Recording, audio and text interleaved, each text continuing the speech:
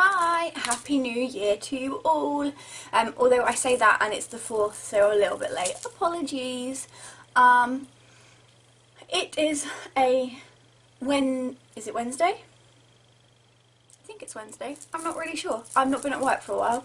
And it's my last afternoon with the house to myself, so I thought I would just do a bit of a download because we haven't caught up for a while and there are a few things that have happened towards the end of last year, which actually turned out quite good. And then the Christmas and New Year period has been a little bit manic, and then relaunch for the project happens on Friday, which is crazy. And then there's some new big things up and coming which I'm really excited about, so I thought I would just do a bit of a brain dump to you guys. First of all though, I hope you had a really good Christmas and a good New Year. We did, as I say, it was quite manic here. We had my great aunt come over for Christmas Day and my sister and her husband towards the late afternoon, and it was a really good fun day. And New Year, I was very boring this year and just got my head down and did a load of work. It felt like it was the one acceptable evening it was okay to work through till like 2 o'clock in the morning, which is what I did.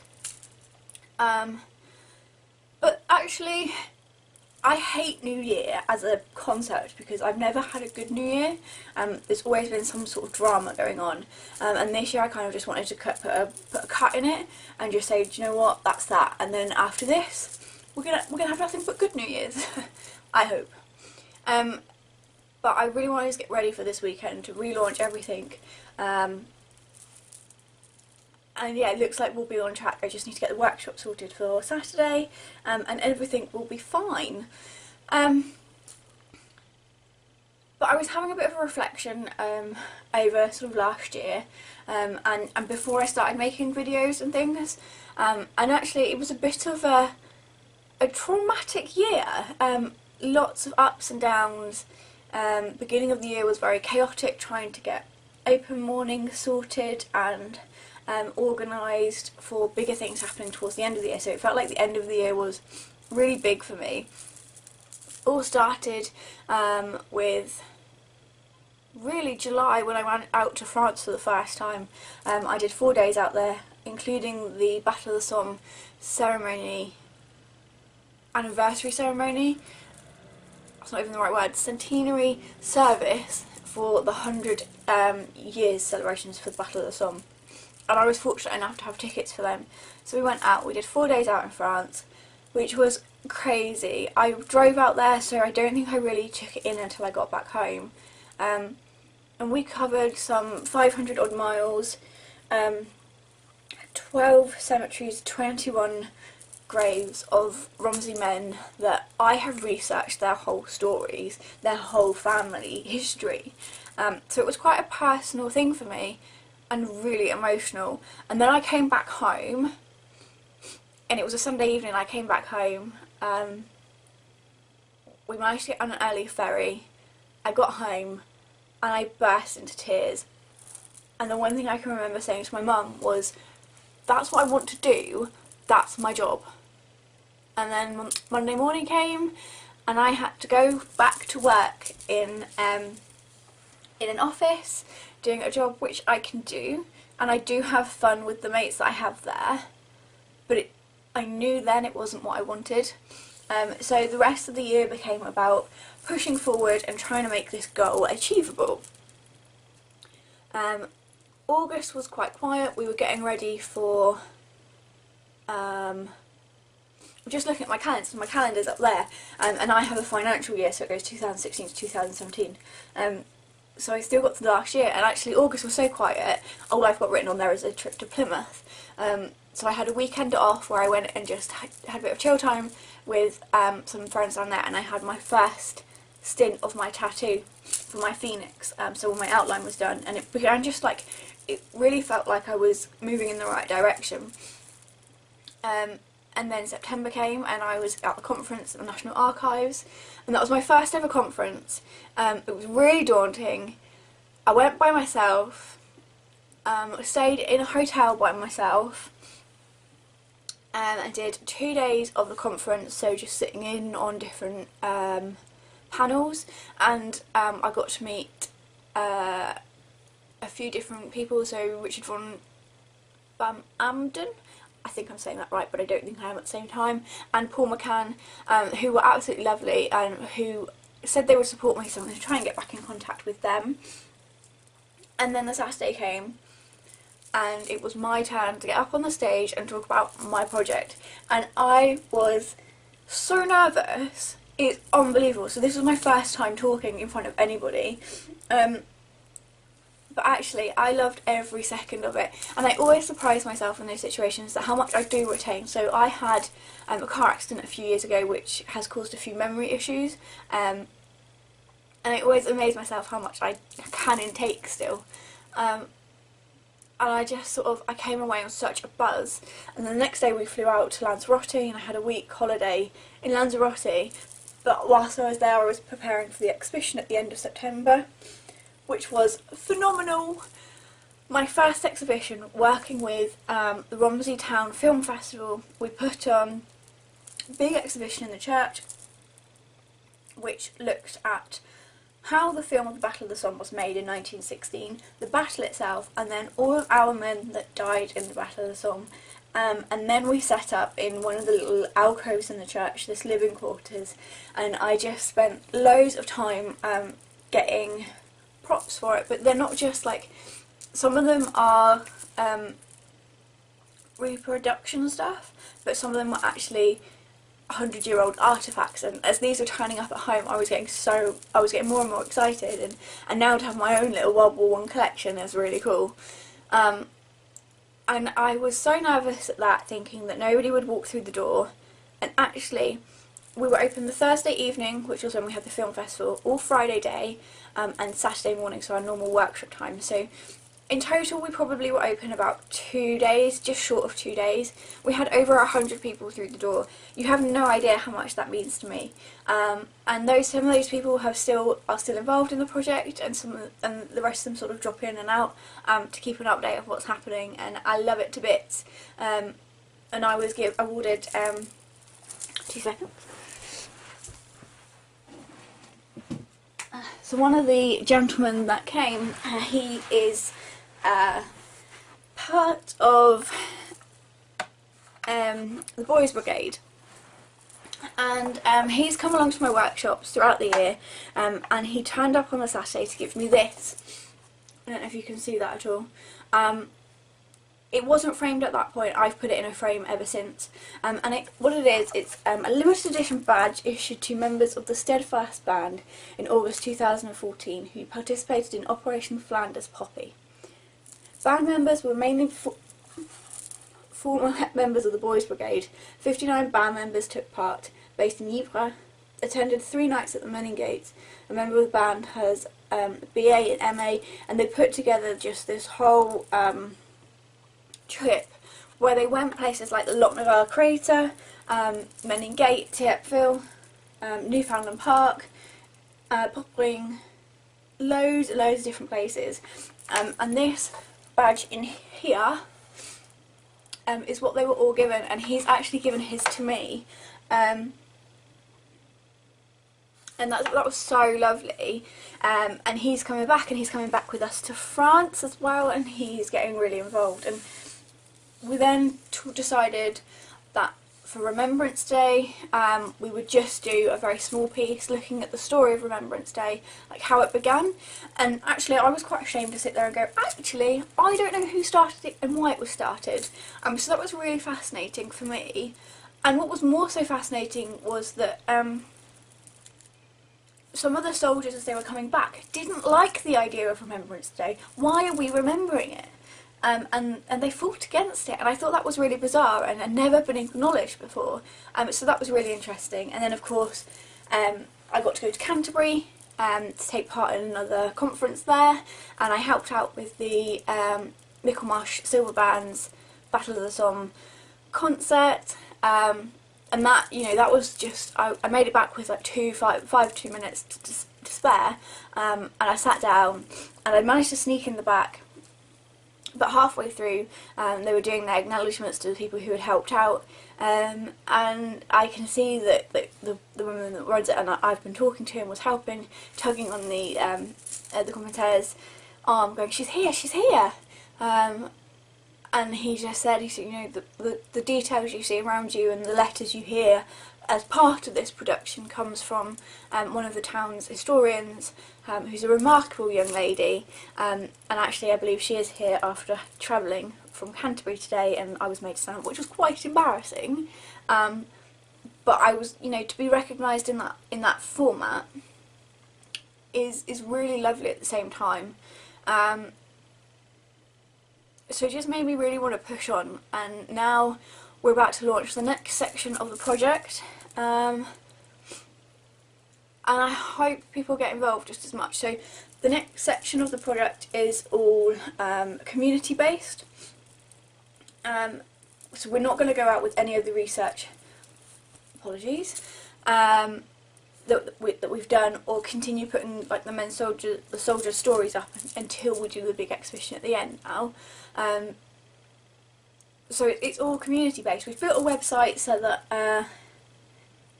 that the information that we do find and research, that will go on there, so people can still access it and see what we're doing. But it's now about these big activities that were done during the Great War, that the communities were involved in, along with the troops that were stationed around here, and that's really important for me. So fingers crossed this weekend goes well, and hopefully I'll update you on that at the weekend. There are some big events, and I hope that they get the recognition that they deserve. So yeah, we're working on that. I also had an email through yesterday about a new project that I might be able to get in and work with. Another World War I project, but this time looking at Africa, which is a really interesting slant because I've never thought about it before, but when we think of the Labour Corps within World War I, we don't necessarily think of, we just assume it's almost like the almost invalided men, but it's not. A lot of Africans were taken over to build the trenches and sort of do the more menial tasks, and that's completely the wrong word, but I'm really interested to get involved and see how World War I affected Africa, because I don't think many people acknowledge that it did, and from what I've seen, the small amount I've seen, it really did. So that's exciting. Hopefully I'll get over to that project. I think that launches on 20th of January, so a couple of weeks away, so hopefully I can get over to Kent to see that one. And I hope that I can really get behind this year. This year is all about me pushing forward, so this leads me on really quite nicely to what was happening just before Christmas and New Year in my own personal life. You know, I was going for another big goal in virtual reality. I was having a few issues with friends, and you know, some of us have worked through them, you know, and so one of my best mates that we were talking about before, who just stopped talking to me due to a few choice words. You know, actually we went back in between the Christmas and New Year period. There wasn't many of us in the office, but we always go in because we think it's such a waste of holiday. And actually having not enough many people there helped us, because we just were able to get back to how we used to be. Now, the annoyance on that is, he says that he's sat there and he's listened to me and he's understood that actually the times when I'm the lowest is like weekends or evenings when I'm by myself, and all it takes is that one text, and he acknowledges he doesn't do that, and he will change. Well, I've not seen anything and I've not heard anything, so I think that's just gone straight out the window, but that's fine. You know, I'd much rather have the friend as he is, whilst I'm working where I am, and I think the plan for me is just to move forward and work on getting out of there, because I truly believe that once I leave, you know, that's when he will make the decision as to whether our relationship is a relationship he wants in his life. And you know what? That's something only he can decide, and that's the way it needs to be. I've got a lot of positive and good things happening at the minute, and I just need to keep my mind on that track. with that in mind, I've not seen the boyfriend since the beginning of December, so that's nearly a month. He is back now, but I've just got so much to do. And then he sent me this really stroppy email, text message yesterday to say, so are you going to have time to come and see me? Well, right now my concentration needs to be on this, and I've always told him this. I've always told him that this project will either be the making of me, or it will just determine that I'm to be what I am. And I don't think he acknowledges that, so my time and my effort has to be in this project, not with him at the moment.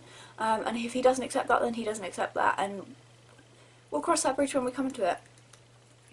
So, the other bit that's been really exciting for me is just before Christmas I had a conversation with an American company, a lady from an American company who works in virtual reality, and I think I might have briefly mentioned it before, in that I really want to create some virtual reality to go hand in hand with this project that I'm running. And what's really interesting is the way America is using virtual reality currently is so different. So they use something called Google Expeditions, which is used up and down in schools, and it allows them to transport that classroom to different places, so something like the Congo or something like that, or it can take them out to memorials and monuments, places where they might not necessarily get to go and see because of cost, or being in completely the wrong part of America. And this is all free of charge, being used by the Google Cardboard, which is just a cardboard headset. So for those of you who don't know what virtual reality is, it's where you use one of these headsets, or something similar to it, and you slot in, well, some of them don't need it slotted in, but this one in particular, you put in your phone in here, or things like the PlayStation have their own now, and there's a few other ones which, they're standalone sort of games consoles almost, and you plug them into a computer, a gaming computer. What I was going for is this kind of headset, in which you can just slot a phone in the top. Hang on. So you slot your phone into the piece like, I always do it the wrong way around, like so. And Samsung do it as well. There's quite a few of them out there doing it now. And then you put the headset on, and as you look around and everything, you can be at the bottom of the sea, or sat on a beach, or walking around Venice and places like that. It's really cool. And as I say, like, America is using this so differently, and we're a little bit behind. We're still using it just for gaming, really, and that's not a problem. But through using the project and trying to talk to different sort of age ranges, I have heard of some children that struggle to associate or to connect more so with history. And what my point is, if we can create games such as Uncharted, mine's gone blank. But you know what I mean. So you've got the Uncharted atmosphere, you've got anything that sort of takes you into Indiana Jones sort of world and things like that, and you've got the battle sort of games. You put one of these on and you're immersed in it. There's no reason you can't use that graphic and some of the information research technology that we have to create scenes such as D-Day, Battle of the Somme, not just war related. We could take you back to Egypt. It's possible now, but Britain still doesn't seem to have quite connected the dots yet. I think it will very soon, but I just think it would be really cool to be able to start something like that. And the conversation I had with the lady in America, actually, it's possible. So at the minute well, I say we, she's trying to get some sponsors for me to bring it over here, as is a friend of mine who works in virtual reality anyway. She's out sort of trying to get some developers interested into the concept, and to see whether they want to support in it. But everything does, when you're trying to invest in something like this, it all comes down to money, and unfortunately I don't have the money to invest in it. I can find some, but that's why we're looking for sponsorship at the minute. And I just think it would be really cool to be able to some of these children that can't or don't know how to connect with it because it was such a different time back then, if we were to put this headset on them, take them to a trench which is so stripped back, and overlay the sounds that we know would have happened, and then also some of the letters that we have in the project, which makes it so much more personal, it will just make things so different. So I'm fingers crossed. We're only a week back in after the new year, well, not even a week, and I've not heard anything, but I'm not going to chase for a minute. My head is in launch this, and then maybe launch this, I don't know.